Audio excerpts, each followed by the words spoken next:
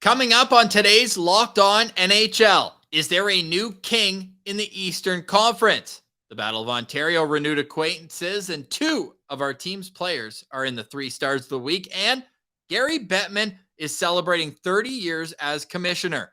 Is that too long?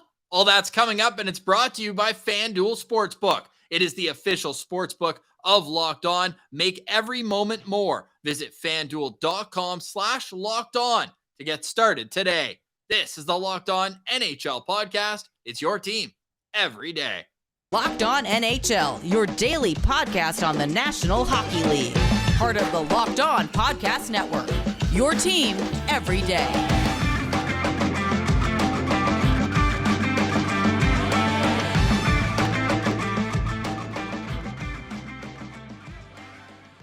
Thank you for making the Locked On NHL podcast your first listen on this Wednesday, February 1st. I'm Ross Levitan from Locked On Senators. With me, as always, every Wednesday on Locked On NHL, it's Mike DiStefano from Locked On Leafs. Mikey, kind of feels like it's time to take a deep breath. There's a couple games tonight, but then no games except All-Star Weekend for the next 10 days. You ready for a little breather in the middle of the season or what? For it for sure. I'm definitely ready for it. Yeah, there's been a lot of hockey that's been played, and it's been great. But, I think that especially, coming from a Toronto perspective, much needed, couple injuries, that would be nice to get shored up over the course of the nice break that we have here. But, I think that the bye weeks are nice to be bookending the All-Star game. So, yeah, it's a good time for fans, for the players, especially probably. Yeah.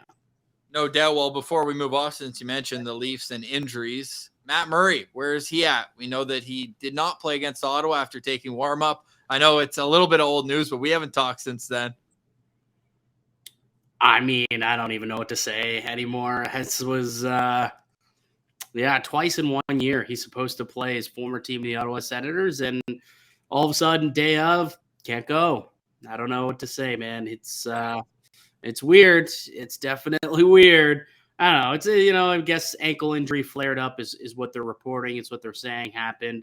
He'll be reevaluated when they all get back after the All-Star game, and he shouldn't miss too much time and should be a factor for this team going forward. But for now, to the Samsonov's net. I think he's the undisputed number one at this point, just surely based on, just not a whole lot of trust right now in Matt Murray and his ability to be out there. So what happened on Friday then? Sens get the 6-2 win. Well, I have no idea. I actually went out for dinner and I went to a comedy show. I didn't catch the game, Ross. Didn't catch the game. Comedy show, so you might have been at Scotiabank Arena then. Oh, come on. This guy. Well, hey, you're just another victim. The Sens on a 4-game heater, although 2 of them, and even Montreal, I think the Leafs played them not too long ago. Also, they were known as a rebuilding team going into the year. It's still fun to beat your rival, but when you top up all the injuries on top of it, it honestly, the intensity was there in the Tuesday game because there were a couple leads that were given up in the third period. It was back and forth, tied late. But the game on Saturday, the score wasn't indicative of how the game went in terms of flow. Montreal could have been up after the first period even. Got lucky on a couple posts, but it's such uninspired hockey. Well, last night seemed a little more fireworks in last night's game. What'd you make of the Brady Tkachuk thing, by the way? Which one? The game-winning goal with 1:18 left? Not that one. The one earlier in the game when he sent Arbor Jackeye, new fan favorite around the NHL. Yeah. Sent him into the boards a little harshly from behind, and then declined to fight later in the game. You think that was from behind? The hit? Yeah.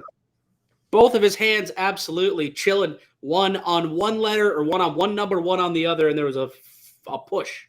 Absolutely, that was from behind. I don't know about that. Well, let's pull it up. This is the beauty of video. We can pull it up and we can break it down and look at it.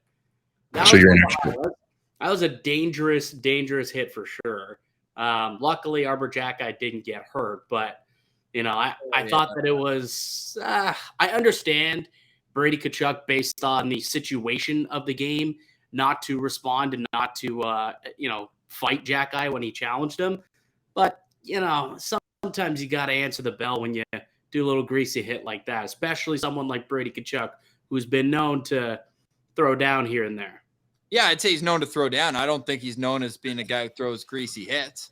So I think from that standpoint, that's where it gets a little questionable. Now, it's one of those. You don't have to be known, but all it takes is one greasy bad hit to all of a sudden, be wrong. That's where the contact is made. He's doing one of those where he's going in slow to get the puck, and he puts on the brakes, gives a shoulder check, and look at the way his skates are. Whose? Arbor Jack-Eye. He's stopping like this. And he's going in. Is Brady giving it to him? Of course. They had words earlier on in the game. Play the whole clip, though. Start from start to finish. Play the whole clip. Are we allowed to? That's the question. Anyways, yeah, we can play it. Here, it's because we weren't allowed to. Tkachuk. Oh, and a big hit. Okay, so here's two shots. Right to the back. Two down the ice in pursuit. Arbor Jack-Eye, and there's Tkachuk. I see that as him trying to throw a reverse hit and just getting out muscle. Two down the ice. If he doesn't stop his momentum and engage physically with Brady Tkachuk, there's no contact. At that point, if then Brady initiates the contact, sure. But Brady's going in and he's looking to make a play. When Jack-Eye stops his route to the puck, Brady's timing it as though he's going back, and the hit's going to be made as he touches the puck. But instead of going to touch the puck, he decides, and you might have to ask Jack-Eye why he thinks it's a good idea when a guy who's 235 pounds is bearing down on you to ignore the play to be made at the puck. And he's known for the reverse hit. Like, I'll give you that. He's known for the reverse hit. It's a weird situation, though, where, like, even if you take your fandom out of it, when you watch that play. To also take out the hit on DeBrincat as well then that was thrown earlier. No penalty there. So at that point, but we're looking at this one play. But they're all wrong. What I'm saying, they're all wrong, absolutely.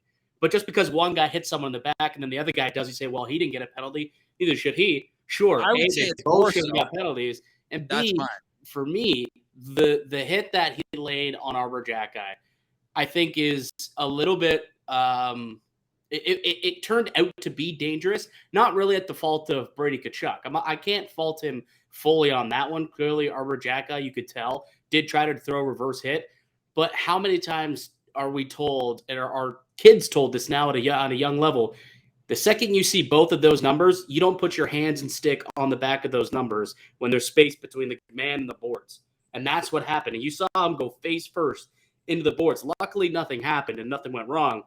But imagine if something did happen, today would have been a much different conversation for Brady.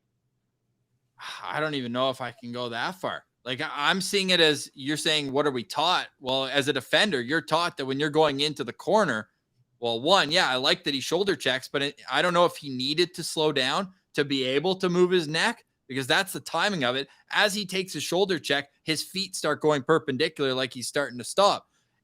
I don't know what you're taught to take a hit. Like there's practice where it's like, okay, you're going to make a play, usually it's a little reverse play, and your partner comes and picks it up when you have a forechecker bearing down, let alone one of the top forecheckers in the league, big body. He's going to come in and finish his check. As the defender, you have to be aware of that and brace for impact, make a little quick tap play on the puck. If you're engaging. Well, I think that's what the reverse was all. That's someone embracing that impact, trying to reverse it. The impact wasn't made. He initiated the impact. Okay, but Brady was going for it as well. There's a reason why. Timing was it. He would have gotten to the puck before Brady got to him. So the play is, if you're the defenseman and you know the hit is coming in a split second, take the shoulder check. Oh, my guy's behind the net. Boom, little tap pass, you take the hit. And at that point, you've taken a hit. You have to. I get it, but it still looks a little greasy. That either way, if you're going to say it does, then I can't change your opinion. But what I can say is there's no world where Brady Tkachuk giving the time of day to Arbor Jack-Eye at the end of the second period when the Habs just make it a 1-goal game, that there is any use for him to sit in the box for 5 minutes, up a goal, in a Bell Center that's starting to get into it. It was 2-0 Ottawa early. Crowd was out of it. Make it 3-1. Like, it didn't really feel close until Mike Hoffman made it 3-2. 5 seconds later, you're going to give that team a fight and a momentum boost with the goal and take your captain off for 5 minutes against a guy who's been a liability, -4 on Saturday, and was standing right in front of the crease on the game-winning goal, scored by none other than Brady Tkachuk. It's just a complete waste of talent. You just don't take that. Like, Montreal Canadiens fans know Brady's not scared to fight. He'll take Shea Weber off the ice for 5 minutes. A rookie defenseman that's known for mistakes in his own zone isn't worth his time at the end of the second period up a goal. Well, you could argue you're better off having him on the ice and dumping into his corner than most other guys do. So it might be better to have him in the box or him on the ice than in the box too. Yeah, unless he's put himself in the corner. Yeah, I mean, I don't know. At some point, like you could argue about that. Like you and I never played the game, but when you hear people who did play talk about there being a code, like I remember reading an article that Brandon Prust, someone did about Brandon Prust, and he was talking about the code. And sometimes you got to give that fight to someone because eventually what goes around comes around, and you're going to get it back. Seeing what happened earlier in that game, though, it seemed like maybe Brady owed him that fight for the hit that he had laid. Nah. It just, I don't know. There's a little bit of sus to it, in my opinion, but I don't know. What do I know? I agree with you in terms of the code, and I like the whole you got to stand up, but that wasn't a play where I felt he needed to. So what? If we'll agree to disagree on it, I suppose. Like, again, I don't think Brady Tkachuk's 100% at fault. I didn't think it was a suspendable play by any stretch. 2 minutes. No, I know that, but like it still was a little greasy, and luckily Jack-Eye didn't get hurt on that play. But we've seen plays like that where somebody stops up before they hit the boards, there's space between them, and then the forechecker goes, hits him from behind, low cross check, or a check from behind, and he goes head first into the boards, and all of a sudden you got a broken collarbone, you've got an injury, a stretcher's out there. Like, luckily, none of that happened, but those are the types of plays, just based off what I saw, where we've seen things escalate into much more dangerous situations. See the Brady Tkachuk celly after the game-winning goal? What'd you think of that one? Yeah, I mean... I know you're a wrestling guy. Yeah, no, it was solid. It was a solid one. Then Tim Stützle gets booed because Brendan Gallagher decided to say words about him. And by the way, have we even heard the word diver next to Timmy since Brendan Gallagher has been out of the league? No. Hasn't come up. Honestly, I don't think I've heard that too much. Has he drawn just as many penalties this season or no? Let's see. Last year, I think he was 5th or 6th. It's always like the same guys. The McDavids, the Pierre-Luc Dubois is always up there in terms of penalties. Bunting's up there a lot too. Bunting's up there. Classic NHL. Their website's giving me fits. Natty stat usually is pretty good. 4 points last night, by the way, for Timmy Superstar. How are you? Hey, man, I have a couple of his rookie cards, so I'm hoping that he goes on to be a superstar. I'll tell you that Arbor Jack-Eye leads the league in penalty minutes. And probably. Look at the fight. Second in minor penalties taken as well. So look at the amount of fights that the guy's in, though. I just said minor penalties. Oh, that makes sense, too. Who do you think lead the league? I'm looking at it. I know the answer, but so I have the answer at 5-on-5, and it's Michael Bunting. 28. 5-on-5. Interesting. Wait, 25? Yeah. So that means 4 of them, they're already on the power play, I guess? 28 at 5-on-5. Yeah, 28 penalties at 5-on-5. Bunting's drawn. Because Dubois is first in overall at 31. Yeah, he's got 25 at 5-on-5. He's third. And your boy Timmy Stu, 13th with 19 penalties drawn this season. All at 5-on-5 then, because he's at 19 on this list as well. Yeah. Yeah. All right. Interesting. He also tied his career high in goal totals from last year. It took him 70 games. He's done it in 45 this year.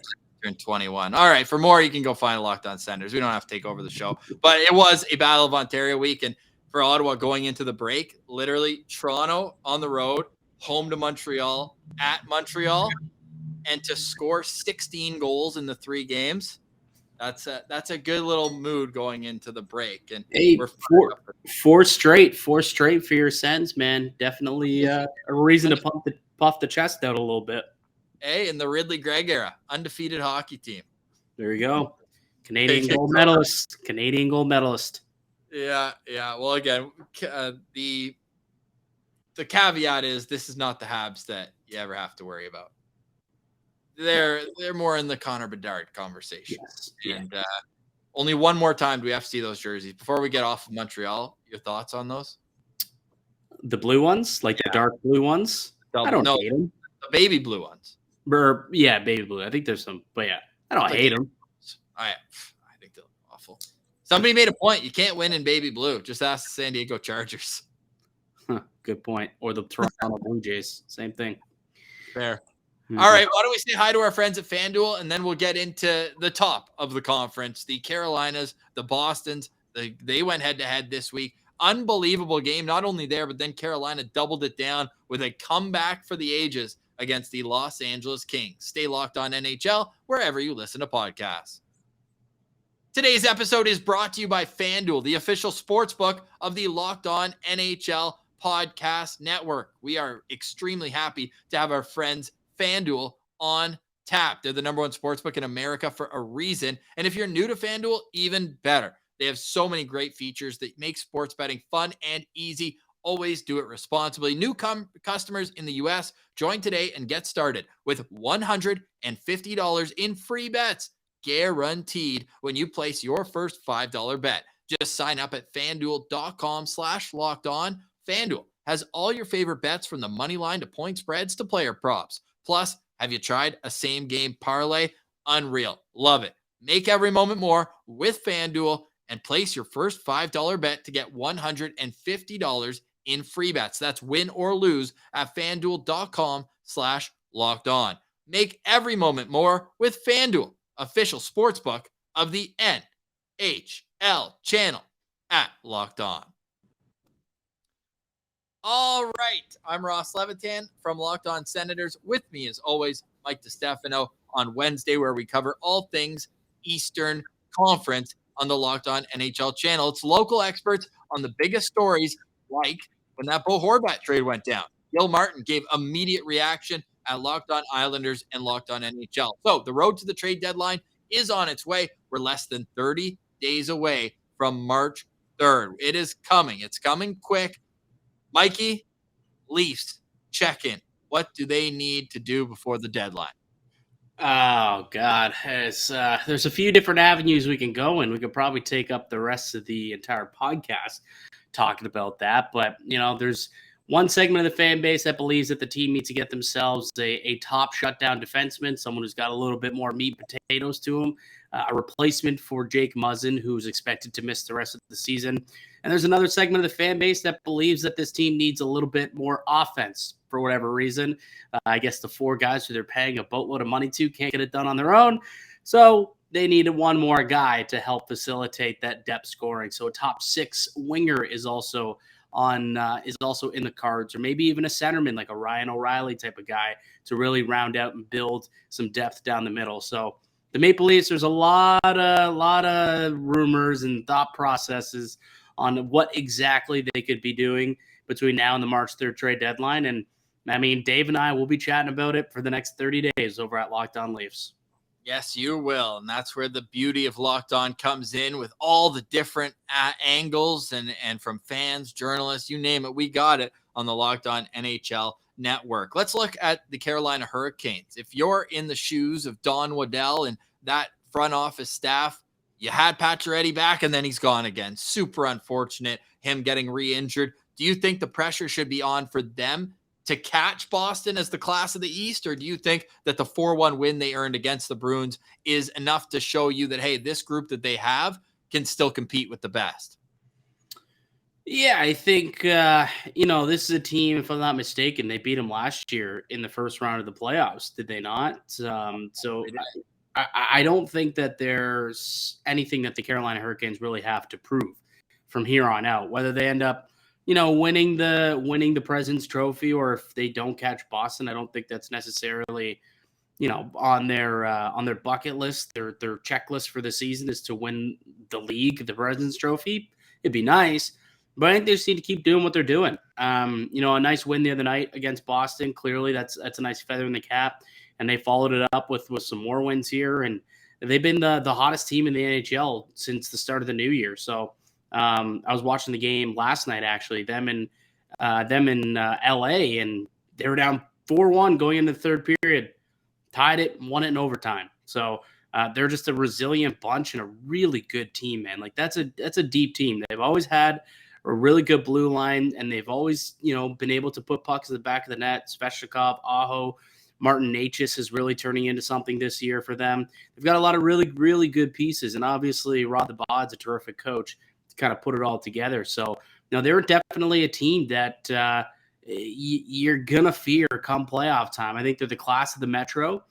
Despite how well of a season the New Jersey Devils have had, I still think that it's Carolina's division to lose. And then at that point, we'll see who comes out of the Atlantic. It's definitely a gauntlet, but that's a team in the East that I would say have pretty high Stanley Cup-esque aspirations, and they've done good things so far to this point with the All-Star break. How about Brent Burns? The resurgence from him, man. He's right back up near a point per game. He's got 7 points on a current 6-game point streak. Had a goal and an assist in that comeback win against the LA Kings. You know what's crazy about it too, about Brent Burns? When he was in San Jose, and this is where coaching and structure actually makes a difference. Go look at his underlying numbers when he was in San Jose on an awful team the last few seasons. And then go look at this team, which has traditionally been an insanely structured team under Rod Brind'Amour. His numbers look fantastic. Like, he looks like a two-way type of guy. We know he's clearly very much more an offensive defenseman, but his underlying defensive numbers aren't terrible either. Yeah, it's great to see him get a breath of fresh air. One of the unique players in the NHL. I always kind of saw him and Bufflin as the same type, where they were forwards for a quick minute and then jump back and just minute munchers on the back end. So good to see him get a breath of fresh air. Like, I still think they could use a forward, though. I think, Mikey, if they could go out and bring in somebody who has maybe an extra year like the Lightning have done in previous years. You think of the Brandon Hagel trade and Blake Coleman and Barclay Goodrow. They all had that second year when they got him, so you're locked in at a lower number. I just think if they could get a little more pop. Like, you look at up front, they've got a couple guys, but I still think they're missing that crown jewel. So if you're going to be like that, maybe you can go out and acquire another complementary piece just to add that much more depth to the roster. I'm trying to think of a guy who would fit. There's nobody that's jumping out. They've got $3 million, by the way, to work with right now in cap. Yeah, the $3 million definitely makes it difficult to find that guy. Now, if Jesper Fast is in it the other way, like if they got some salary that they can chuck somewhere, or if they can find a team to retain a little bit of money too. It's a player that pops to my mind. He was somebody who I thought of potentially for Toronto too. Is like, he hasn't been talked about a whole lot, but I wonder with St. Louis and they're a team that's really starting to, go through their new rebuild or retool, whatever they want to do. I know they put Ryan O'Reilly officially on the block recently. I think Tarasenko is officially being shopped as well. And what about a guy like Pavel Buchnevich, who's now like 27 years old, going to be 28. He's got a couple of years left on his deal at 5.8, I want to say. He's been a point-per-game guy for the last 3 seasons. But if this is a team that says, okay, we need like 2 or 3 more years to retool this thing, and then by the time Kyrou and Thomas are like 24, 25, 26 years old, then they'll be ready to compete. Well, by then, Buchnevich, his contract will be up. So maybe they would like to get something for him now while he still has really good value, knowing that he's still a point-per-game player. There's still a little bit of meat left on that bone, and there's some term as well. So I wonder if even a guy like Buchnevich would be a nice piece for them to add. I would really like that for them, but a fun team, no doubt, and one that's really, like, I don't even want to say they slumped. They didn't really slump to start the season, but by their standards, they weren't at that top tier that we've come accustomed to during the Rod Brind'Amour era. But over the last number of games, right? Like, they had that massive win streak that started out right around U.S. Thanksgiving, where they had points in 16 straight games, right? They go out, they lose a couple, and that's just kind of the ebb and flow, but they're right back to winning ways. 23, 3-3 in their last 29 games, Mike. Like, this is a team where they're at the top of their game, and they would probably hope that this break came at a different time. Although they do have one last one tonight against Buffalo, but I feel like Brind'Amour probably just wants to keep it rolling. Buffalo's a good team, by the way. Buffalo's a good team, and I think Buffalo's going to make the playoffs. I got Buffalo. I got them as one of the wild card teams at this point.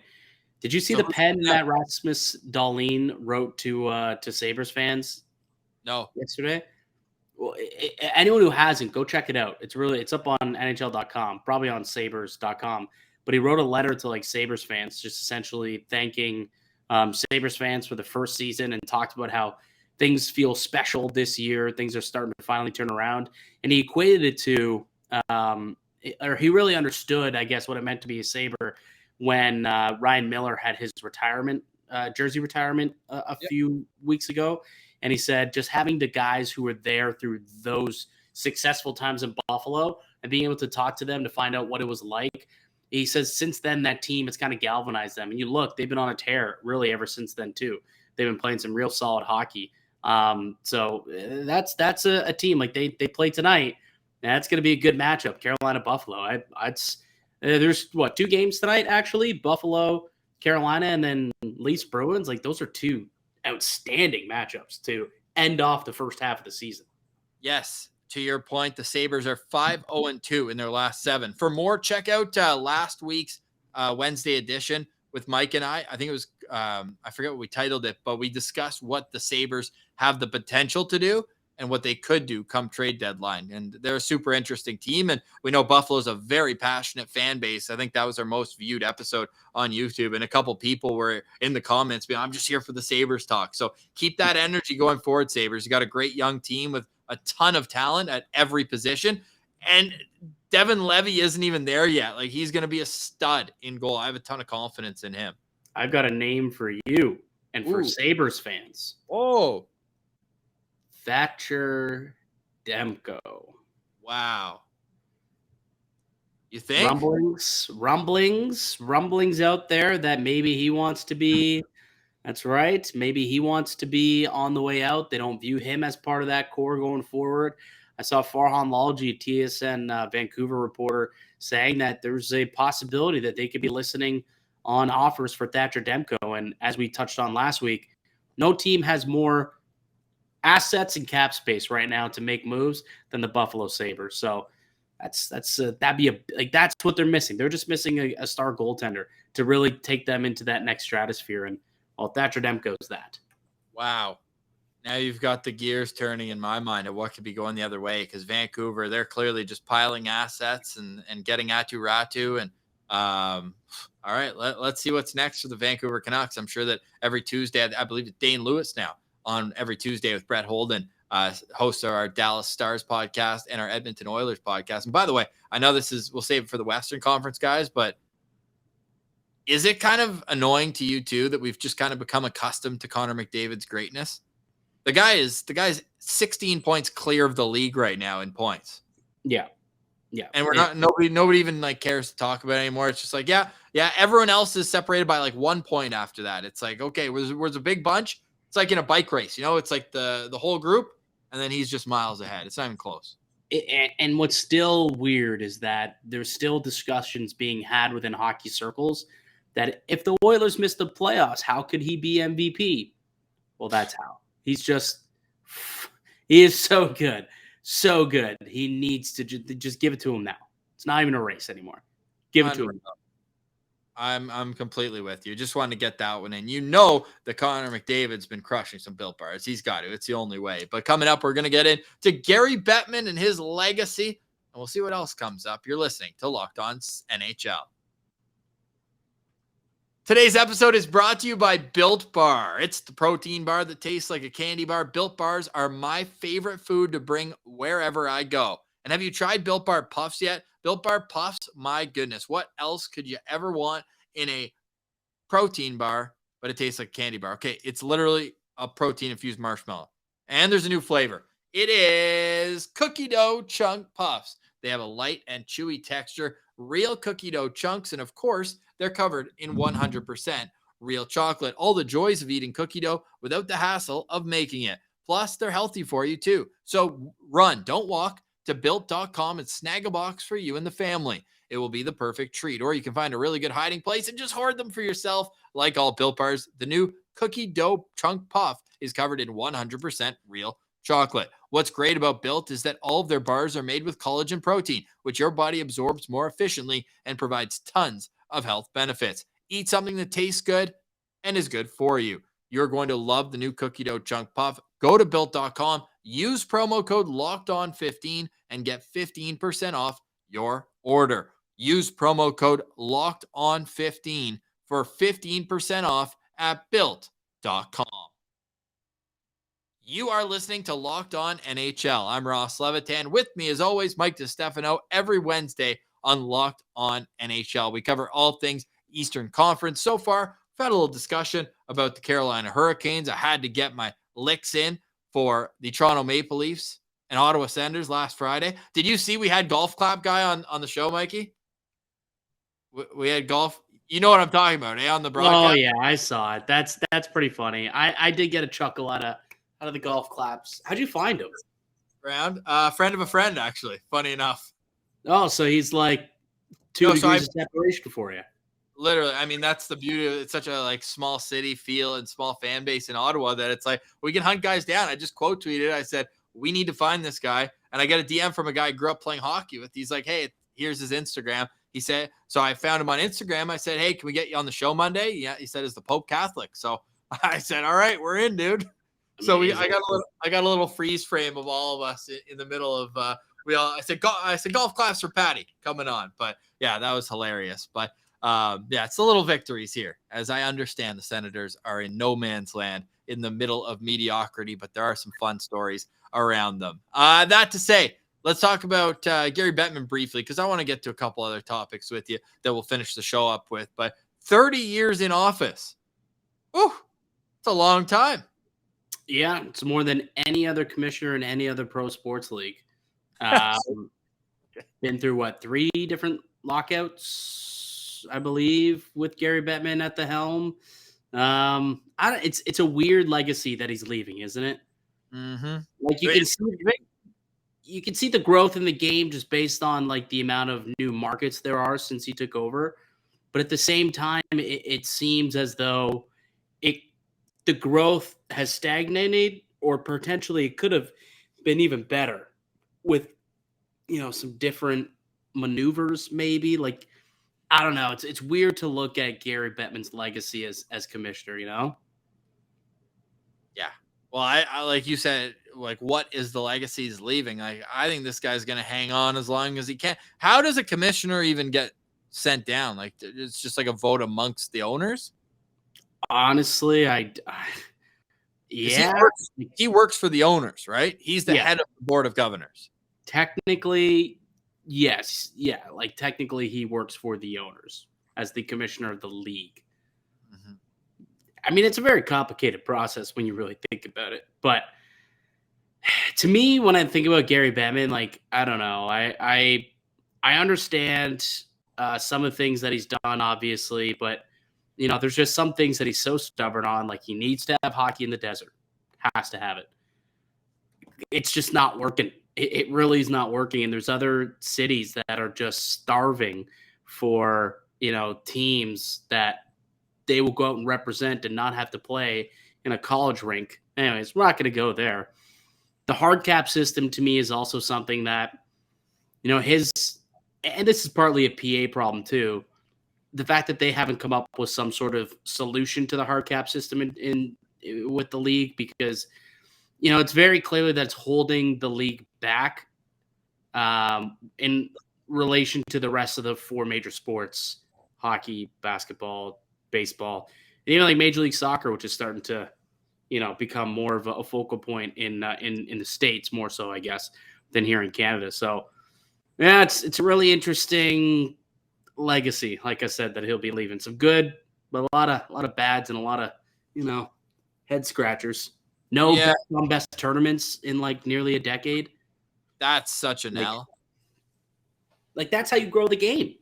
That's how you really grow the game. Not having it in Arizona, having it broadcasted to the world on the grandest stage of them all at the Olympics. That's how you grow the game. Connor McDavid has never played on the same team as Sidney Crosby. That is such a scam. Disgusting.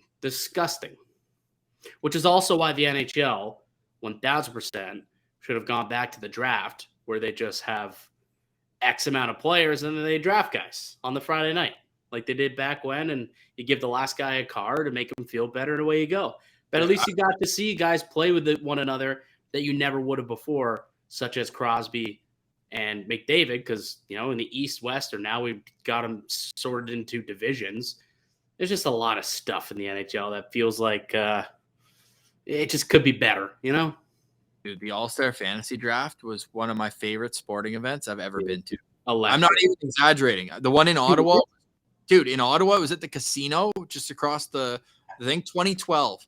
And it was, I'm going to send you a video of it after. It was the rowdiest, dude. Everyone was booing Phil Kessel the whole time, yelling. Like, obviously, the Leaf players were personas non gratis in Ottawa, and everyone's giving it to him. And I get this tap on my shoulder, and it's Brendan Shanahan just being like, stop yelling Kessel. And I looked, and this was when Shanahan was head of the league office or safety. I was like, don't worry, Shanny, you won't have to suspend me. I'm just in one, just having a time. But the whole atmosphere there was just unreal. It was so cool. It's like Chara and Alfie were the captains of the teams. And that was like Zach with like the pizza line and all that, right? Just after. So it was 2012. It was Ottawa had a bunch of All-Stars that year, actually. That was the year Milan McCulloch scored 30 goals somehow, some way. So he was in there. But, yeah, it was like Kessel, Dion Phaneuf was there, Joffrey Lupul. I think there were 3 Leafs. And, yeah, it was just a really cool atmosphere. So I don't know why. It's like there's nothing really to the divisional. And also with 3-on-3, it's like there's just less players there overall. Like, why would they want less of their players on a grand stage like that? So 2 things. One, okay, we're going to get into this conversation now about the All-Star game. Sure. I think I complained about it a couple weeks ago. But the fact that there's not a single defenseman represented in the Atlantic Division is a joke. You have Rasmus Dahlin, who's arguably been the best defenseman in the league in that division.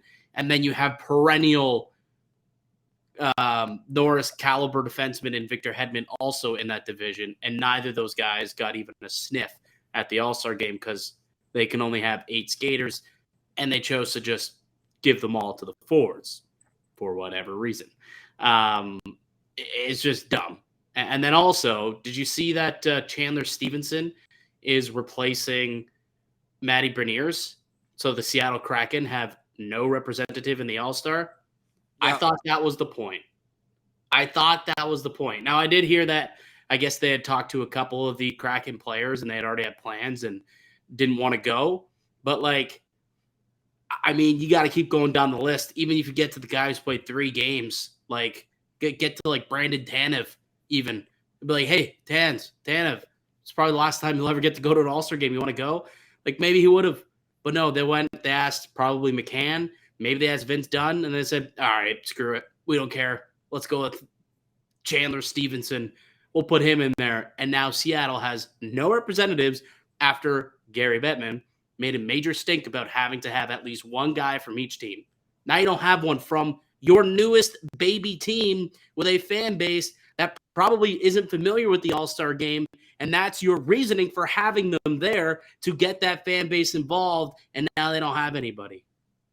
Explain that to me. Explain how that makes sense to me, Ross. I can't. I would just be talking backwards because there's no way that I can rationalize it at all. I hope he has to speak this week, and typically he is there and does speak. And someone asked him that question, and I can't wait to hear the corner he puts himself in to answer it. And he won't even think twice about doing it either. Oh, God. Yeah. Anyway. What are you excited about? What storylines are you taking into the break with you? League-wide or All-Star? Yeah. Oh, Eastern Conference wide. What storylines am I taking with me? Like, I know the Sabres being a team that's able to continue their run and make playoffs. I think that's a good take for you. Yeah, I think the Sabres are definitely one of those teams. I think I'll be curious to see what the Oilers look like, or the Islanders look like after the Bo Horvat trade. I don't think they're going to make the playoffs. I think that was a misstep to make that move for the Islanders. They better re-sign Bo Horvat if that's going to even – or else that is a horrible deal if they don't get him re-signed and they don't make the playoffs. But, seeing what the Islanders can do, see what they can cook up in the next couple of weeks, see if they can get themselves – back into the thick of things. That might be something that I'll be looking forward to in the next few weeks. I like that. And one note on re-signing Bo Horvat, the Islanders currently have 5 players that have the same agent as Bo Horvat. I read that online too. So I don't know if maybe Lou has an idea that he'll be able to get it done or whatnot. And I don't know. You think there's any chance he gets flipped again before the deadline if the Islanders lose a few games here and are really out of it? I think there's a chance. I think it's very unlikely. Right. But again, if they, have a losing record from here into the All-Star or here until the March 3rd deadline and they're further from the playoffs than they were when they acquired him, I mean, you'd have to think about it if you don't have a deal already done by then with Bo Horvat. It's definitely something you'd have to think about. Yeah, that's fair enough. My final question to you is, which team are you looking at to slump out of the break? Like you mentioned it, Buffalo's coming. Somebody's got to go. And I know Ugh. Hunter Hode's been very critical of the Pittsburgh Penguins recently. Yeah. They're the That last spot, man. It's them. Washington is only won 4 of their goaltending. last. It's goaltending. They're not getting the goaltending. I think Jari's been hurt too. DeSmith ain't really doing much of nothing. Dustin Tokarski played a game. I didn't even know that guy was still around pro hockey. Hey, there you go. Dustin Tokarski. I think last time I heard that name was in the Stanley Cup playoffs with the Montreal Canadiens in like 2013. Or Pierre Maguire at the World Juniors. That call, iconic. Right. And now I guess he's playing games in the year of our Lord 2023 in the National Hockey League. I mean, good for him. I know he's been putting around in the American League for like the last 5-6 years. And hey, all it takes is a couple injuries. I think like Phoenix Copley's a guy too. He was playing games, started last night for the Kings. Didn't end well for him. But like he's someone who also put around for a long time in the American League, and a couple injuries, and all of a sudden, hey, you're the guy. So 100%. That's the beauty of sports, man. Everything can change in a very quick hurry. All right, Mikey, appreciate you, brother. Next time we talk, it'll be the unofficial second half of the season. I know everybody's past the 41 game mark, but it does feel like it's time to take a deep breath and then get back for the stretch run. It doesn't happen on Locked On NHL, though. The fellows will be back tomorrow with power rankings like they do every Thursday on Locked On NHL. For more from us, go check out Locked On Maple Leafs, Locked On Senators. We thank you very much for making Locked On NHL your first listen each and every weekday. For Mike DiStefano, I'm Ross Levitan. This has been the Locked On NHL podcast, your team every day.